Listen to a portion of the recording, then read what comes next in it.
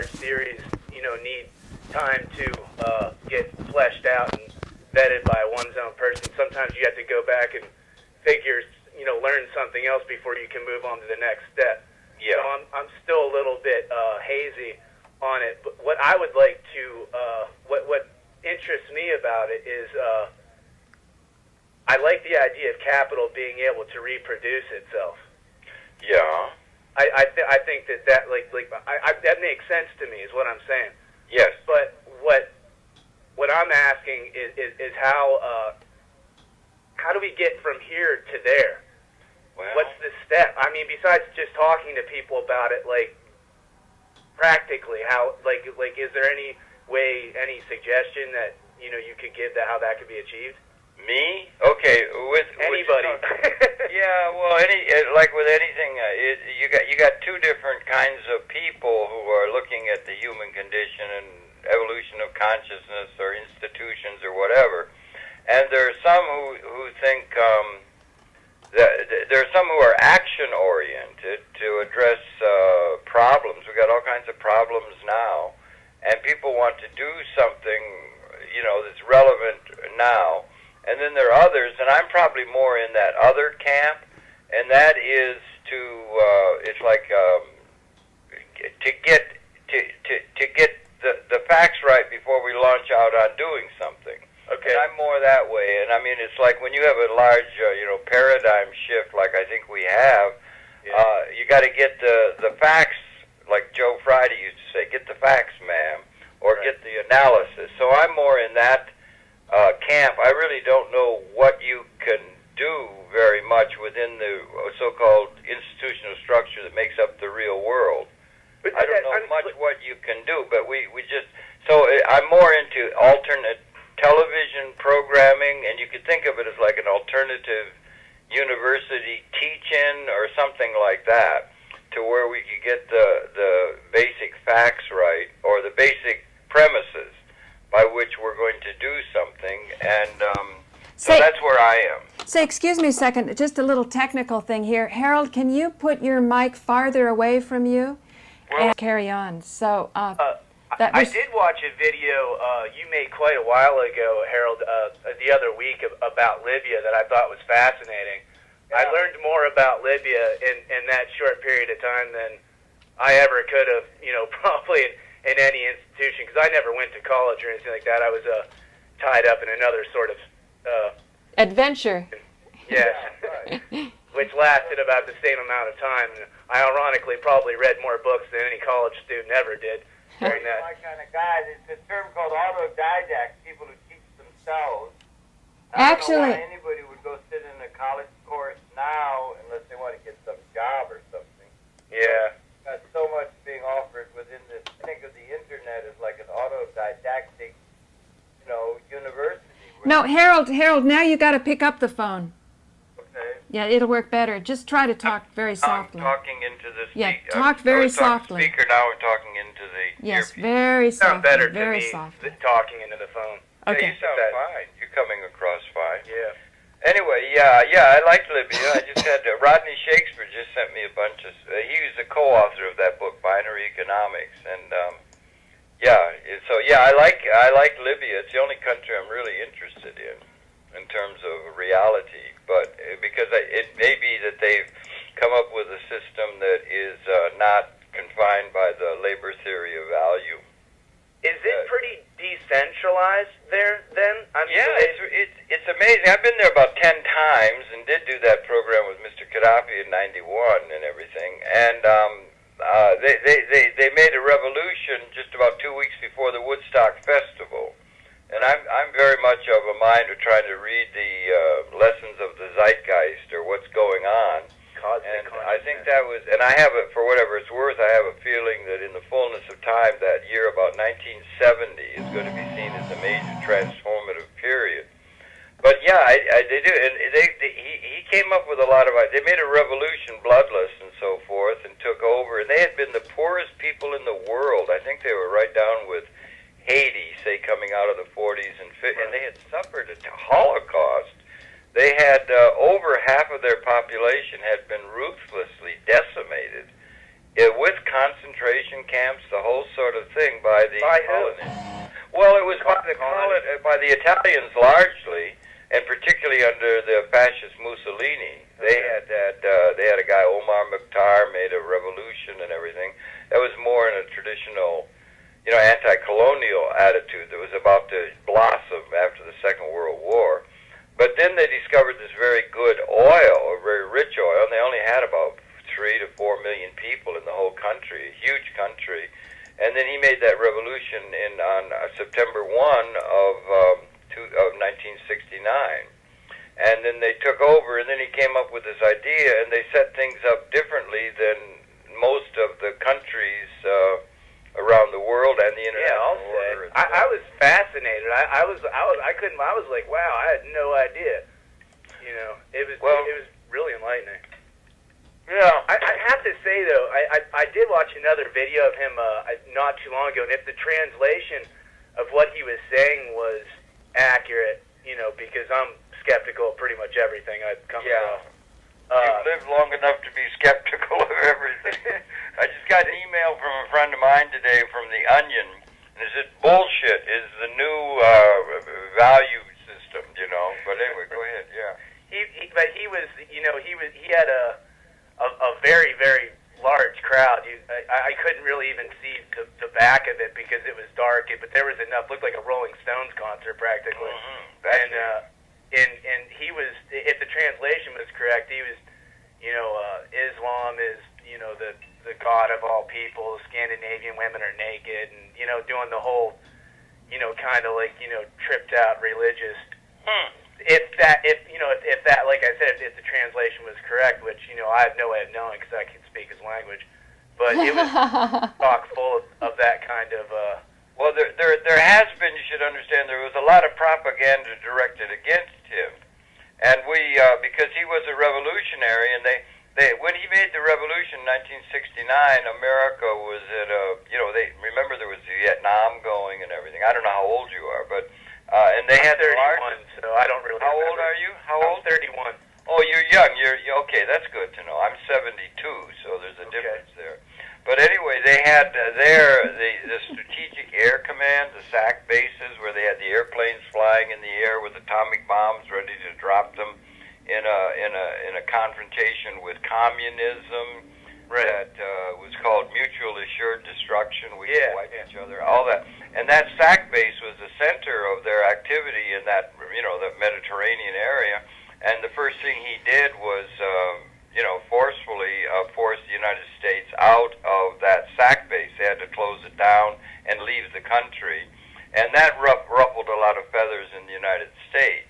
Yeah. And then he also was very instrumental in getting together the OPEC, the Organization of Petroleum.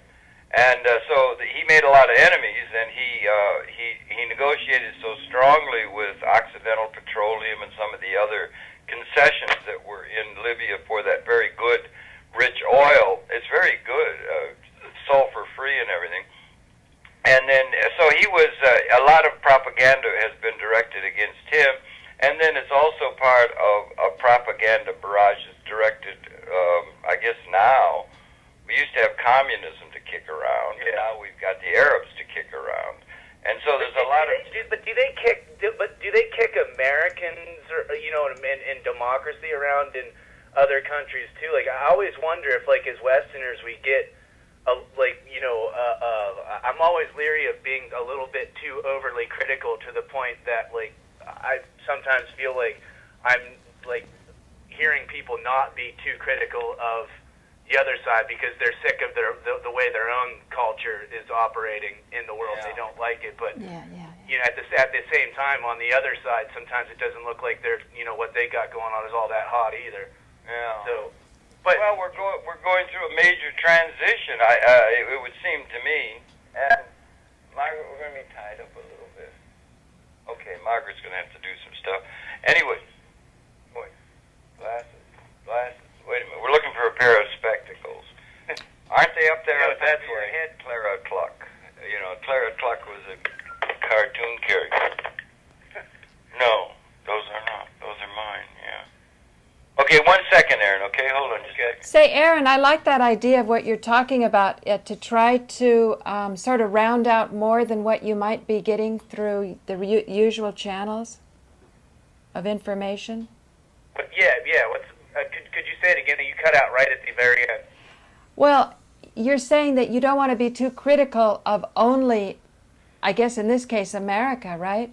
Because there's so much criticism. Western, any culture. Whenever I hear anybody speaking about really any mental state, mind frame, theory, whatever it is, anything that can be debatable or has, a fair amount of opinion vested in it, or maybe a purpose one might have for wanting their side to seem a little bit brighter than another. I always find that it sends up an alarm in my head that I have to be I have to try to make sure that I stay somewhere in between. And I think all three of us would agree that the truth is usually somewhere in between. I think you're right. Right. That's probably true. Yeah, that's probably true. It's yeah, that's right. It's synergetic. I don't know if you know the term. It's behavior systems unpredicted by the sum of its parts. There's something more than the sum of the parts of systems.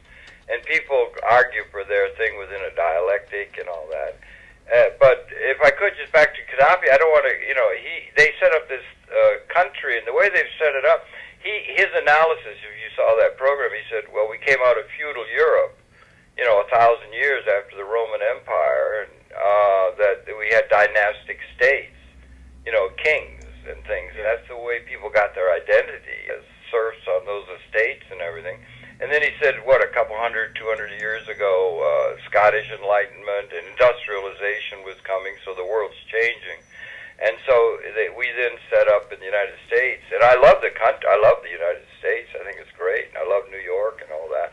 But we set up a system that was relevant to the condition of things at that time. Yeah. And that old order, that feudal order, was called the ancient regime. It was the ancient regime, and everybody just assumed it was legitimate because it had been adhered to, and people got their identity from those institutions. And then we made a revolution in the United States. It was the Scottish Enlightenment, really. And then they made a revolution, and then they set up like what we have now, which is representative democracy. And they have a thing where you have, and that informed the Miserables of France in 1789. They made a revolution, and then they cut off Louis XVI's head. But then, things were emerging because the Industrial Revolution. And his claim is that we've now come to another paradigm shift, as it were, and that in the modern era that what we would want to aspire to is what would be called participatory democracy, where everybody's involved in the procedure by which the institutions are formulated. And he said, and he calls his country a Jamahariya, and that means in Arabic, that means the state of the masses. And he said that the system of representative democracy and the concomitant economic theory relevant to that was being superseded. And they set up everywhere in that country meeting halls. They have these meeting halls everywhere.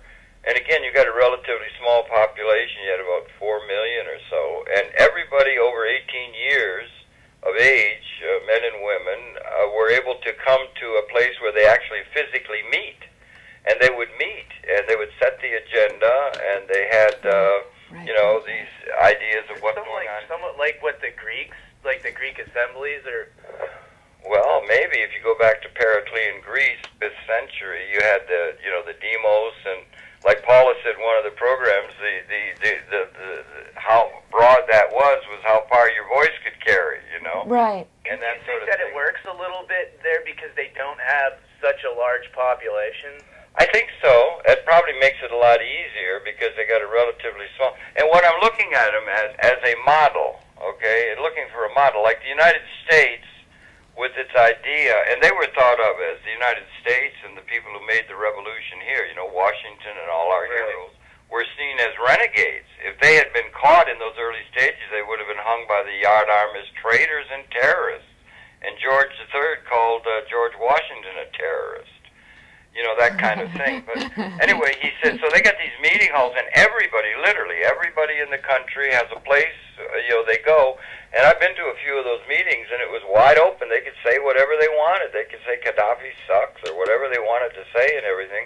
And then it was just coming out of the people. And then they made... That's fascinating, because that is just so opposite of everything that I was... Because I was just a small lad when they put a rocket right through his window. I think they killed one of his kids, didn't they? Well, it was Mr. Reagan. Yeah. Ordered bombing. They bombed his house, and they did kill an adopted daughter named Hama or something like that. Yeah, they did, and they wounded his elder son. I remember that. It'd be like as if somebody came and bombed the White House and it killed Chelsea. Yeah. Something. It was a thing. So that because he was the Saddam Hussein of his day, except he had a very... Anyway, that's on one order. That's at the... And then they try to have sovereignty vested at the level of the people's congresses, which is really an amazing kind of concept and one that's all out of sync with the way we do things, because we established our system and all the institutions that followed within a certain assumption of, representative democracy. So we have that now. We're going through an election and everything to get somebody who's going to lead us. And he said it should be in the hands of the people. He seemed to believe that. And then in the economic order, you got two things: political assumptions of how you're going to organize the society. That's one. He says participatory democracy. And they really do have that, as far as I could tell.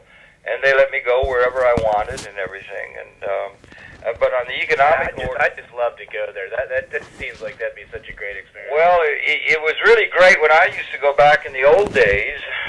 Some years back, it was great because they were just an outcast. You had to sneak in the border and all that kind of stuff. Even more fun. Yeah, well, that was more fun then. It was like a den of revolutionaries would gather there. They would have these meetings, and it was good. They had just people from all over the world that were sort of cottoning on to what he had to say, that kind of thing, and And then on the economic order, they went very quickly from being a people who had been the poorest in a material sense in the world to being within one generation on a par with Europe in terms of money, and they spread it around. So they really spread it around. They got electricity in every village, and they've got everybody owns their own home. And they do have also, they don't have an animus to the institution of private property within the Arab and the Islamic world. And so that's a point to keep in mind if you're talking to the socialist-minded people, the Marxists and so forth. But anyway, they did it, and everybody owns their own home, they own their own automobile, they have clothing, they have education, they have health. All those things were done socially from the revenue that came from the oil. And now it's up $100 a barrel, so there's a lot of money pouring into the people that have control over the oil. But then they set up, and then if you wanted to start a business there, let's say you're an entrepreneurially minded person and you're within the society, you want to start a business outside of that social order that they vouchsafed. Excuse me, you could.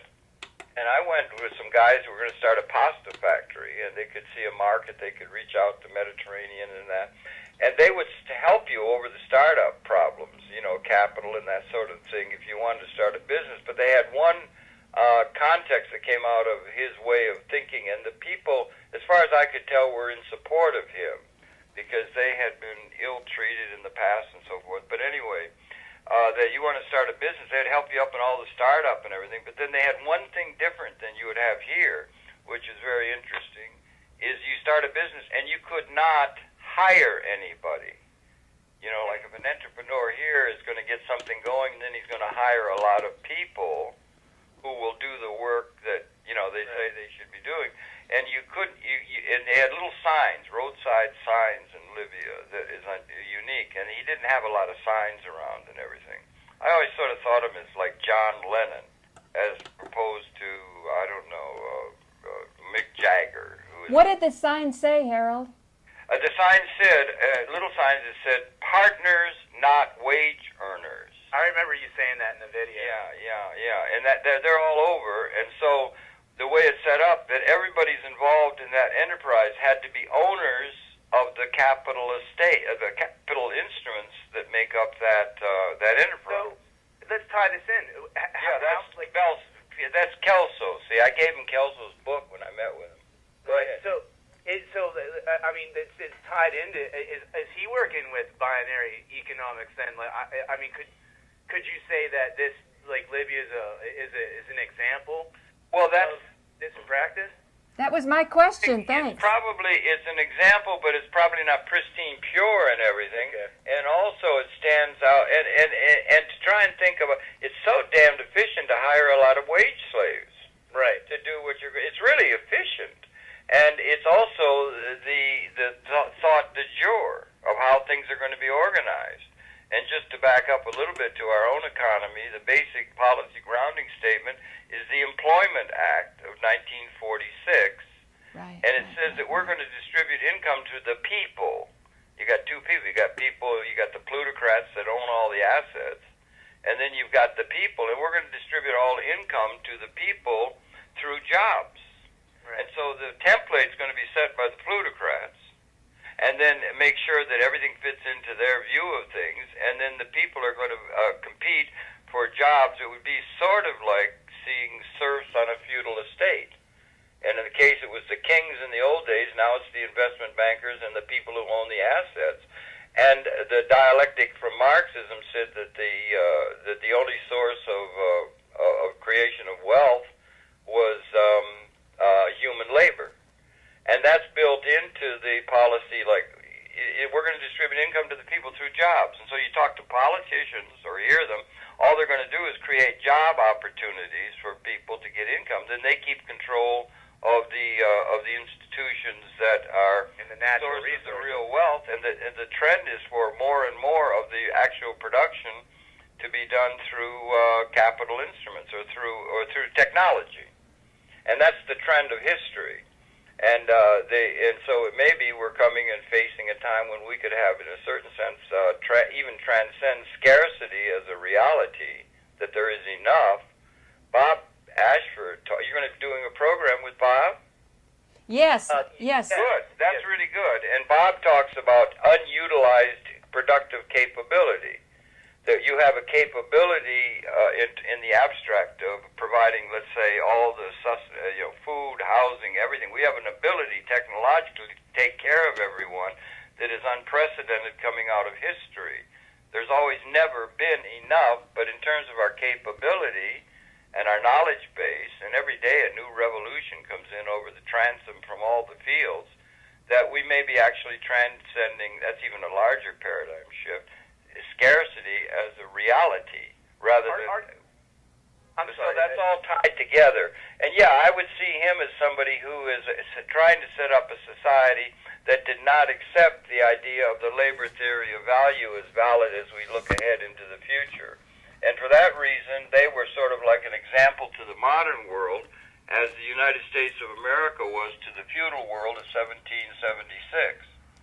Do you understand? So, I mean, because China's sold out, I mean, as far as, they got plutocrats and, all that kind of thing. But, yeah, and I see him as a possible example. I don't know. I've been there 10, 12 times or something and did the program with him, liked very much. And that's why I'm interested in them, because all the other economies and the world economy is all predicated upon institutions that were formulated within a context that the zeitgeist has rendered part of history. And that we need a new model, just as we needed a new model in 1776 to accommodate the industrial. We're now post-industrial, and it's got more, more. So yeah, I see him as a possible model, and also because he's tied into the Arab and the Islamic world, and it may be that the answer or the addressing the problems in the modern world, including the United States and everything, might well come from the Muslim world, which are all being, the target now in a geopolitical sense. And he could be a voice for that. But as anybody who's got an idea like that, all kinds of attacks come down, and everybody's got their ideas, their identities wrapped up in the institutions that have been established out of history. But they had sort of a clean slate in a certain sense in 1969. Say, Harold, what was the prison? Harold, what was the prison system like in Libya? I don't know really. I don't know really very much about it. I don't know very much about it. There's a lot of things direct, and there's going to be counter-revolutionary. People would have a stake in the old way, so there's going to be counter-revolutionary movements and everything. And then they got added. That's society in a because he's not without his authority. It's still a state, and it still has authority. It's still he has these elements inside of it. Like you said, it's slow and steady wins the race. These things that we're talking about, binary economics. Separating ourselves from the concept of feeling like we need to dominate each other, even in basic conversations. That's a big jump there, but okay, yeah. Yeah, these things aren't going to happen. So I give some, just for the purpose of being logical, anybody a certain amount of room understanding that it's still a state, it's still authoritative. Every state, breaks some eggs, Well, you have to have some of that, and the competing forces is everywhere in that. But no, but hang on just a second. My point is I know you're saying that the signs everywhere said that you can't have wage slaves. No, they didn't. But in our society, we view human beings now as like collateral, as something to be owned and used. And in particular, you remember J.J. Hertog? He gave me this book called Too Much Time about women in prisons. And it is just so, it's so touching, it's so moving, it's so heartbreaking. How we two tie together though, Paul, like the book about women in prison and people you said nowadays people look at, I think people have actually gotten like as pathetically as we are, further away from the idea of owning each other because it's pretty much frowned upon for the most part to, have somebody chained to something doing your work for you in a literal sense, albeit not in a metaphysical or in any other, in a non-literal sense where you go to work and you have an electric blanket at home and that's good enough for you, your car and your TV, but you spend 8 hours at work, 2 hours getting ready, and 1 hour getting home. Next thing you know, half your day is gone. You got no daylight. Wage slavery.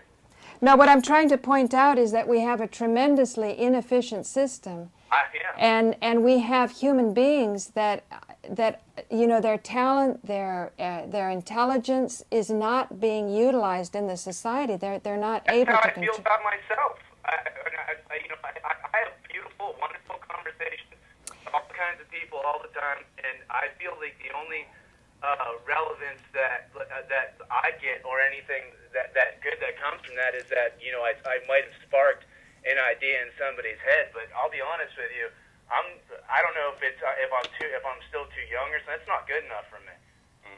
That's just not enough. What are you meaning, Aaron? What's that? What do you mean it's not good enough for you? Well, it just seems like I don't feel like this is any. I'm 31, right? But I don't feel like anything revolutionary or rebellious or anything in that shape or form is anything new to me. Because pretty much since I can remember, I've always been in trouble with somebody somewhere for something. It must be you're doing something right. Yeah, but Harold, this is really serious because what I like about Aaron is he has really good instincts to survive under very difficult circumstances. And I'm thinking in the case of Libya, he may have had this ideal system, but it was almost so ideal that it got jumped on. And I was going to search down about another African leader who is depicted as a lunatic, I think maybe the head of Ethiopia. And I found him in a site called onethirdoftheholocaust.com in a 25-minute video called Nazi Shrunken Heads, where it shows how during the Nuremberg trials they actually took some shrunken heads that had to be from South America, because it was Aborigines. Yeah, but did you notice at the end, I remember watching it with Joe Friendly, And Joe was absolutely astonished because it was showing how the shock value and the disinformation starts to work, and these leaders who are actually doing good things in their countries are absolutely demonized outside of their countries where the media has a different reach. So the point that I'm making about, say, the prison system, can we find concrete examples of where this system clearly falls down? Okay, all right, I see what you were saying. Yeah. I understand your connection now. Yeah. Almost using the prison system as like a litmus test. Yes, exactly. Exactly. Exactly. Yeah. Okay. Yeah.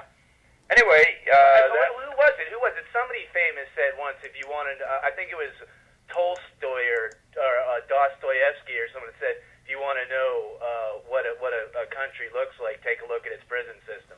That's I can't remember. It was a Russian. It was one of those Russian fellows. them Russians are good at that. Those kind of quotes. Bakunin. How long was Bakunin on your wall for? Hey, here's the guy. Do you recognize him, Harold? I put him on the screen. Bakunin and Kropotkin. Yeah, Kropotkin. A lot of the anarcho things and everything. And he got all that stuff. Goldman was a Russian, and so was Alexander Berkman. Yeah, right. There was they got that. Yeah, all of that.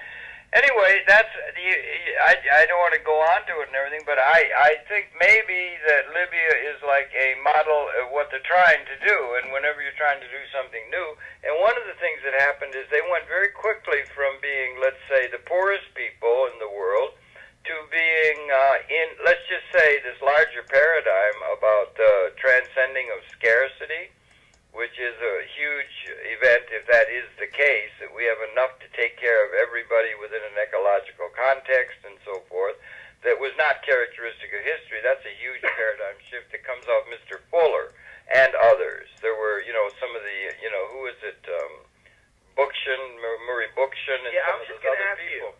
Yeah.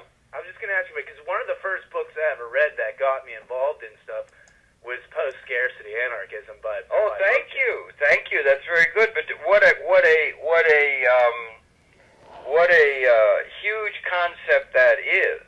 I mean, because if you've had if there's any truth to that, then that's something that ought to be on the walls of every think tank in the world. How can we model? Is that possibly the case? In the case of Libya, for their people, they were really rapidly put into a situation where they were essentially, for their population, in a post-scarcity reality for their sovereign country of Libya, because they had so much money, sort of like Norway, and they really spread it around. So if you get into a state where people have enough, let's say materially and so forth, then how do you organize the society, and what are the consequences? And then if you can apply that principle to the world writ large, then you may have the basis of a qualitative transformation that might be able to introduce a new sort of liberated order out of history that is maybe the requirement if we're not going to blow the whole damn thing up with the weapon systems we have. Can you follow that? Yeah. So that's all, and so that's why I like that country, and what he's trying to do, as I understand it. Of course, there's all kinds of forces directed against it, because you got all kinds of reactionary forces, and people are wrapped up within. And then we say we're legitimate. The United States is legitimate, but we may be, and the whole world order, the International Monetary Fund, all that stuff, may be predicated upon, a condition that has been transcended, and there are new models that would be able to relate to that future orientation on a planetary scale. And then that would make it a very big deal if that were the case, and it would be good if it could be introduced into the thinking of intellectuals or people who aren't tied in like wage slaves to institutions they have to depend upon to be able to get a food to eat. Would you say, in your opinion, since you met Gaddafi, as you said? Yeah, just briefly, we did a program at CERT near where he was born. Yeah. Would you say what kind of impression did you get from him? Did you get he was a devout follower of his religion? No, he was like talking to a like really to have smart a poet. I hang out with poets a lot, and he was very smart. I had a really good feeling about him. It was really like something out of a Le Carré movie or something, because they do all kinds of things.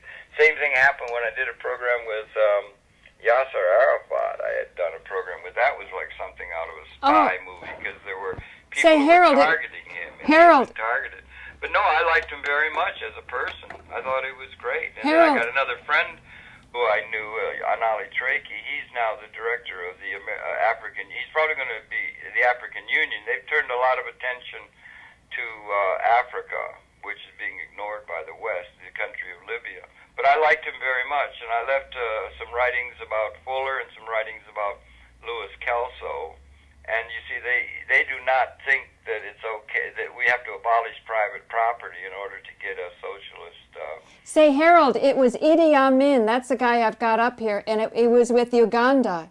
And Idi Amin, yeah. And apparently he started to stand up for his country in Uganda, and you know, he was entertained by the Israelis. Everything was going great until he started to say, "This isn't working out for my country." The financial deals they were putting. Yeah, I don't know and very now, much. I've never been to Uganda. I don't know very much, except he's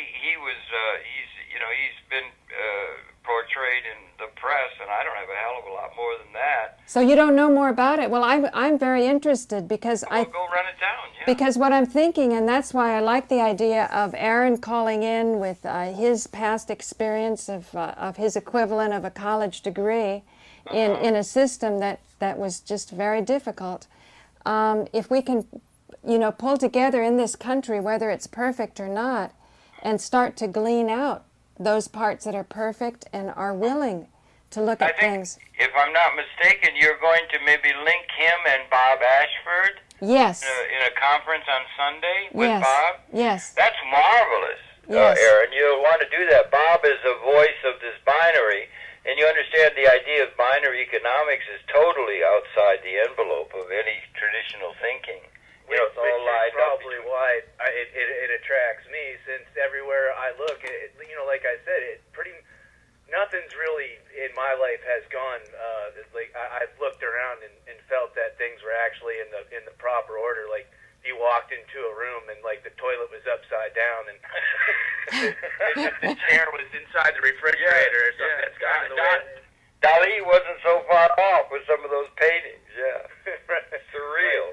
But I think it's really good. Bob's very, I think Bob's, I really commend you for thinking about being in touch with Bob and letting him, and he'll be, in a practical sense, he'll be able to talk to these things more than I don't think he thinks this thing about Gaddafi is very relevant and that kind of stuff, or even the idea that we may have transcended scarcity, you know, is something that he doesn't particularly cotton to.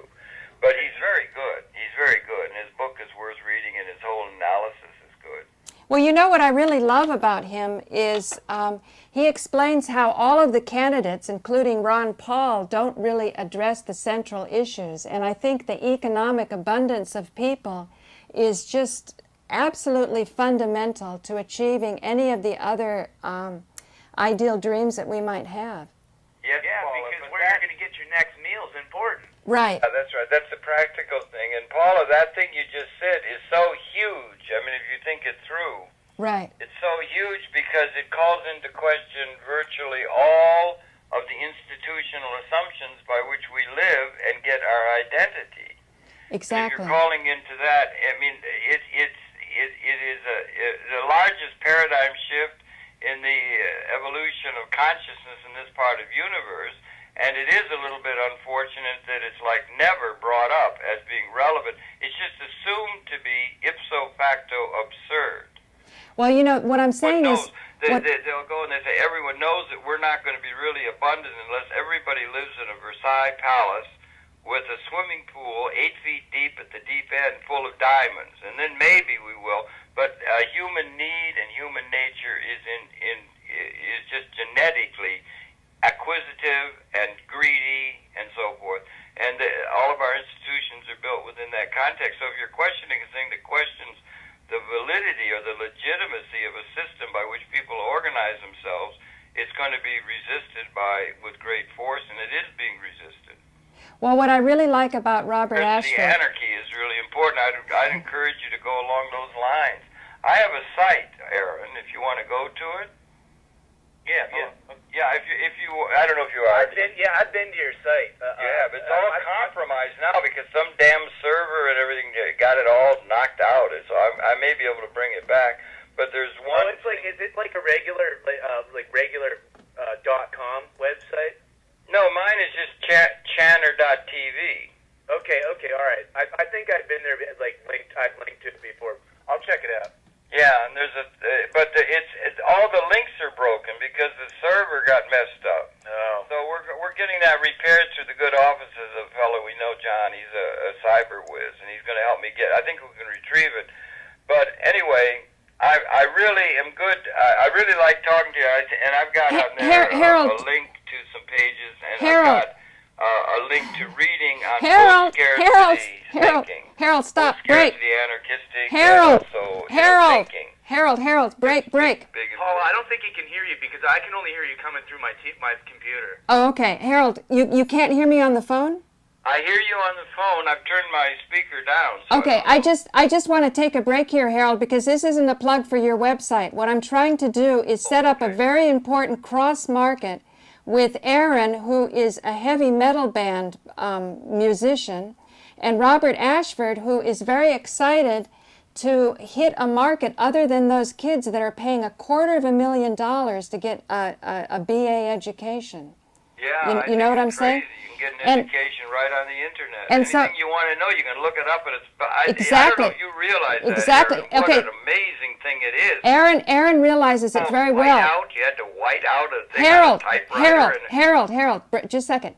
This is very, very important because a few days ago, Aaron was sort of warning me to be a little bit careful because I was a little aggressive on some of my beliefs on YouTube. And a lot of the sites have been pulled down, including very straight business sites, done by older guys, no pornography, no copyright. Yeah. But they're making very critical commentary on the trading that's going on in the markets.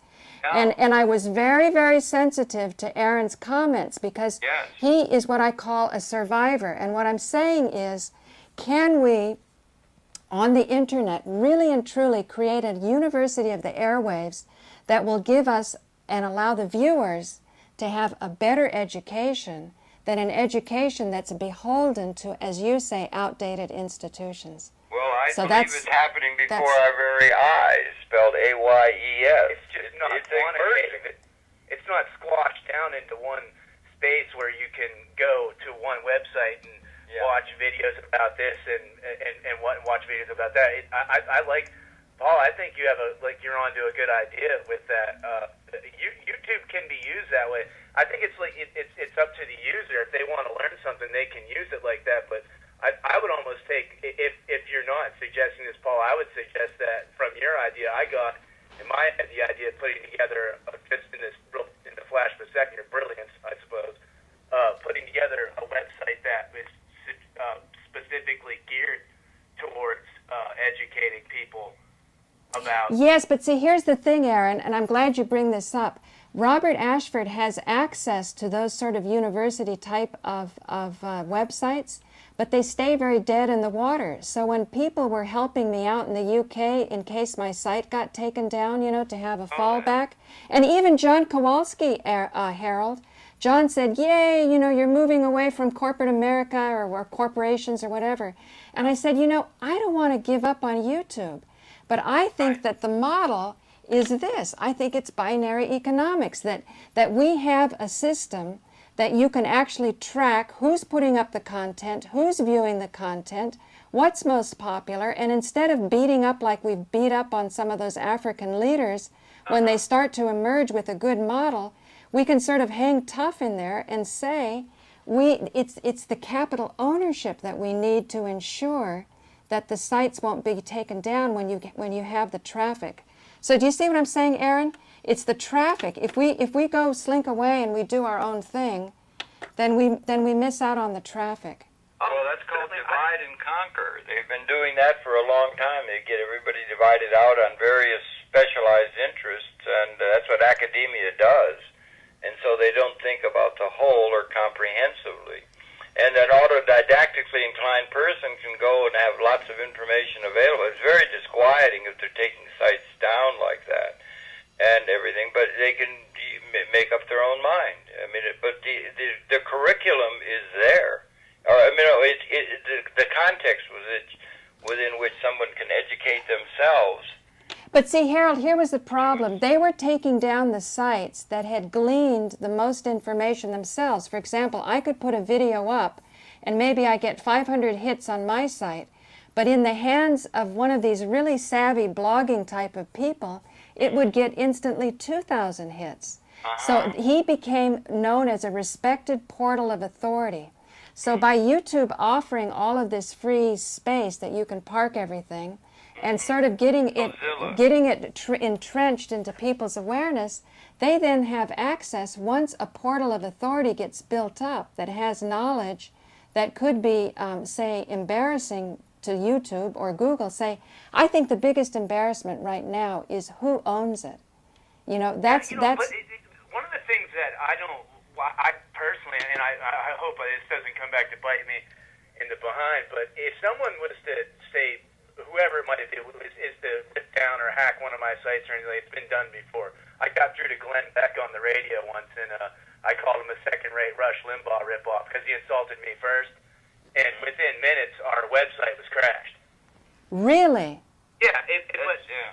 But to me, it was like, I don't care, because it's not going to stop me from doing what I'm doing, and I can't stop anybody from ripping my site down because, you know, people know how to do that kind of stuff. So it's one of these things where if people really want information, that YouTube and the internet is a great place to do it, but nothing beats a good old book, you know, and no one can take I guess they could take your book away from you, they burnt your house down or something. You know, Waco, I mean... Waco, oh my God. You've seen it all. YouTube. I mean, YouTube is one of these things where it's like, I look at it and I go, it almost kind of festers paranoia, because you don't know if someone's messing with your view counts or what the stupid thumbs up thing means, which nothing in the grand scheme of it means nothing. So I get a little kind of Are you feeling a little bit lost in the bush? Are you feeling a little paranoid? If you're not, there's something wrong with your consciousness, because there's plenty of reason to be so. Well, absolutely, but what I'm saying is one of the ways I combat paranoia is by saying, go ahead and rip it down. I'm just going to put it back up. Yeah. You know, I mean, I'll put it back up somewhere else. I'll put it on live video. Say, Aaron, your thing is cutting out. Can you come to a better... Picking up. Are you on the cell phone, Aaron? No, I'm on a landline. I wonder why it's getting all fuzzy. A little bit. But you guys, I think we did a really fabulous show. I'm really pleased about this. It's great, and Aaron, I encourage you enormously, and give my best to Bob Ashford when you do that conference on Sunday. I think that's really good. Actually, Harold, you can watch it. It's going to be streaming at 3 o'clock on Sunday on Rabbit Hole Central. Understand, Bob also is very patient, okay? Yes. And he's not thinking about something that's going to happen by next Tuesday. Right. He's thinking over, because the way they would set it up, you have to, if you're going to have assets become in the hands of the people, you have to pay back the costs of that if you're in a leverage buyout or something. So it won't be throwing off income to people for maybe 5 or 7 years before it starts throwing off actual income. I think that answered one of my questions. Because I was confused as to how it would, you know, like how you would get it to develop, where we would shift the way that we treat capital now too. Because it almost seems like it's more of it is as much of a mental shift. It almost seems like the mental shift is the hard part. Yes. The economic, the money aspect of it is almost, because it's numbers. Yeah. It can be fleshed out a little bit easier than trying to explain to somebody who, you know, has a stake in keeping things the way they are. Yeah. You're not going to get anywhere with someone. Yeah, and they feel like they're going to lose something. One of the luxuries of, back to that main paradigm, or that main premise of a paradigm, that it's possible. I really encourage you in that post-scarcity anarcho thinking and that, in the Booktion and those kind of things. But if you're coming to that, it gives us the luxury, perhaps, if you call it that, of being able to have something done which will, in the end, be able to include everybody, including those responsible for the outdated institutions, which in the past have had to be overthrown and have their head cut off for the new order to try and establish itself. But where it can include everybody. But those people that are our leaders, and we see all the time on television and everything, are not the ones that have the real understanding of what's to emerge, but it will be able to be inclusive of them in the end. So they've got it almost has to be that way. They're a conservative anchoring to history. And we have to lay us on with history and then provide an alternative that will subsume history, but in a way that will be able to address their concerns. And so that's the tricky part. It's not going to be like, well, to the barricades, and do you understand what I'm saying? Yeah. So Bob's, and when you talk to Bob, realize he's not thinking about something by next Tuesday that's all of a sudden going to bring lightness down and everything. But it's good to have a context where that kind of thinking can be encouraged, and it's good to think out. I mean, like Social Security, which has been the godsend for the older people in our society, didn't get established in 1935, and it didn't have any effect until, maybe, up until about 1970, it started having real effect, So it's patience and that sort of thing that he has, and he's looking at it that way. So I encourage you and look forward to you having a talk with Bob. He's a good guy. But Harold, can you imagine if in 1934 or whatever, instead of Social Security, they had capital ownership based on future earnings of capital? Like you say, over time. If you had been able to establish it then, I don't think we would have any of the problems now. Exactly. But that's the problem, is liaisoning with history, and people realize people get their immediate identity or even security. Like you said, you got to eat, right? Right. And you're in a system and everything, so it's taking a longer view, I guess.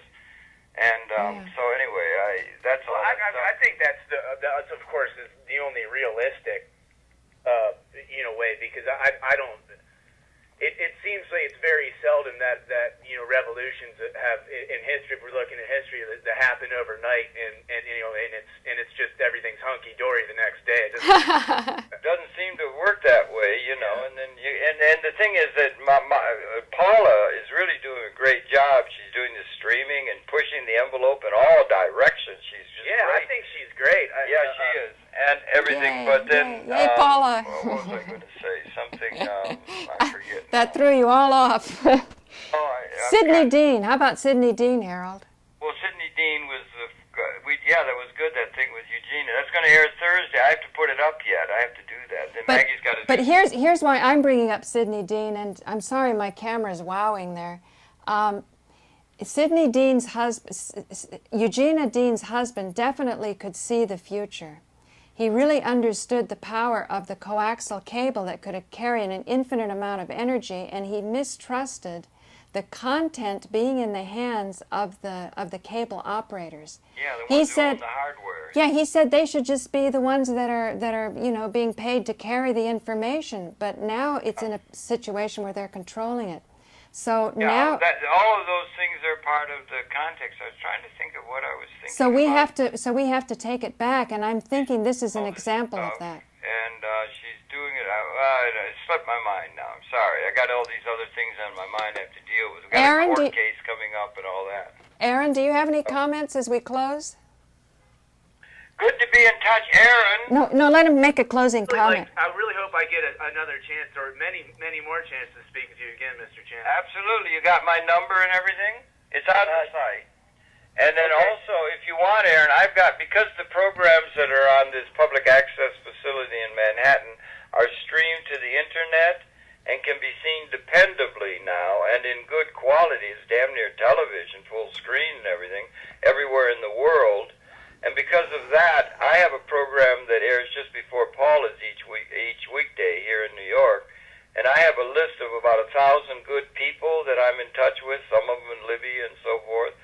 And I send out a text-only message to people in the evening of the day before the program's to air. Would you want me to put you on my list, or are you overloaded in your inbox? No, that's fine. Yeah, you can put me on your list. Well, I don't know your URL or your email. It's just DC. Yeah, but wait a minute. Let me get it first. AARON or. I'm going to stop. I'm going to. And the last name. What's that? Last name. Hang on, Harold. He may not give it over the air. He may not. I don't mind. You're okay. Okay. I don't mind either. What is the last name? I don't mind either. My address book and to my list. And you'll be getting these little missives from me usually in the evening before the program's to air. And you'll be getting these from now until the end of time, Aaron. Sounds good. Okay, or until you say enough already, okay? All right. And give my best regards to Bob and everything. And stay with Paula Gloria. You're in good territory. If it's Paula Gloria, it's got to be good. Okay? Say, you know something I noticed here, Aaron? You have watched more videos than I have. Ye gods, a record. That's for the Guinness people. No, that's very, that's... I think a lot of those came from me watching Mystery Science Theater 3000 episodes, since they're all broken up into like 10 parts. Oh, okay. Okay, well then they add up. Anyway, whatever, I can see you've had a very well, you've had a very well led life, young man, and continue and keep the faith. And I got plenty of spunk left in me too, Harold. Good, I'm glad to hear. That's what we need. Spunk. Yeah. Okay, well listen, I've got to sign off and do some practical things I got to deal with here. And we're going to be putting Eugene up today. And thanks a lot, Paula, for your help yesterday. Yeah, I don't know how good we're going to have a meeting of ACAP here on the 24th. Okay, Maggie? Maggie. Paula. Yeah. So we'll be in touch with you, darling, as always. And Aaron, really great to meet you like this. We got to stop meeting like this. One day when you get to New York, we can meet in person. We'll be up there soon. In the past year and a half, and I have like 6 friends that have moved there over the past few years. But in the past year and a half, it seems like everybody, well, not everybody, most of the people that I meet gravitate in or around there. So I think it's probably going to be poking around in that town. It's a great town. It's a great town, New York. There's a lot going on, you know. But then, okay. So I'm going to get on with what I got to do. Great to talk to you all, and good to be in touch. And look for my notices starting next Sunday, okay? Right, Aaron. So thank you very much, and this has been a wonderful episode. Okay, and thank you, Gloria. Keep up the good work. Okay, bye. Bye, Aaron. Remember what it was, and I'll tell you later. It was something good about Paula Gloria. I forget, but there's so much, it's hard to know which of the things I had in mind. But I'll get back to you, darling, okay? Okay, bye, Harold. Bye, Aaron. Bye-bye, Aaron. Great to meet you, pal. Bye. Well, that was absolutely marvelous. A real lift compared to yesterday that was a very intense day, but sometimes you need those intense days also. And I am absolutely thrilled to get this posted because I like to have really positive models on the table. And then you can sort of, bring up all of the muck and crud that you need to get people serious to say, we really do need to shift and move. Not to say, look at all this horrible stuff going on and then wallow in it, be shocked by it, feel bad about it, but just say, no, it's because we can do something better. So I want to really thank Blastingcaps, that's his handle on YouTube, for calling in and sharing this time with Harold Channer. And as ever, I'm so deeply indebted to Harold for having stuck it out with public access for probably over 40 years. So God bless you all. And this is Paula Gloria, over and out. So now I'll stop.